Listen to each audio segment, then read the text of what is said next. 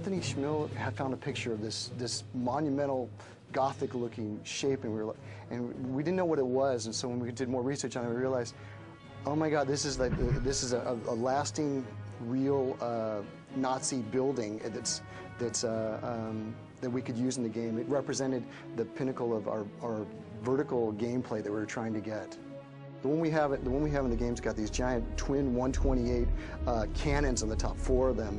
It's got a crane on the top to move the barrels and change the barrels out. And underneath that, there's this whole ring, another defensive layer of these flak guns. This was an amazingly, you wanted to avoid this if you're flying over the top of this because it would wipe you out.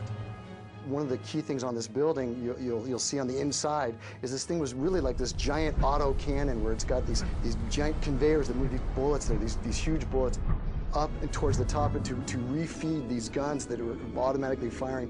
We tried to take this kind of holistic approach. It's almost like this cement Nazi giant up there, and the top of it, so it's this living, breathing thing. So the top of it, we looked very much as a functional defense mechanism where it was firing out, anything that gets in the vicinity, it will take out. But inside of that is kind of the heartbeat of the thing, where you would have again, the munitions feeding up into the defensive mechanism. You would have the water and power. You literally have generators in there. You would have, it's almost like a little city built inside a concrete, giant concrete structure.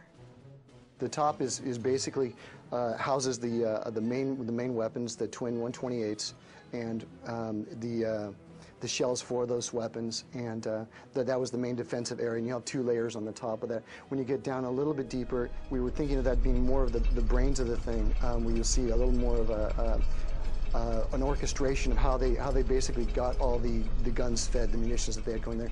When you go down a little deeper, you'll find that there's this giant conveyor going on. The central core of that, this wonderful hub that you see of motion, that the thing's all designed around supporting, making sure that that gun doesn't jam. And that's what a lot of the central area, this large multi-tiered section is about, is making sure that gets there. The bottom, or the lower area near the ground floor, is more about bringing in munitions that they're going to move up to the top and storing them.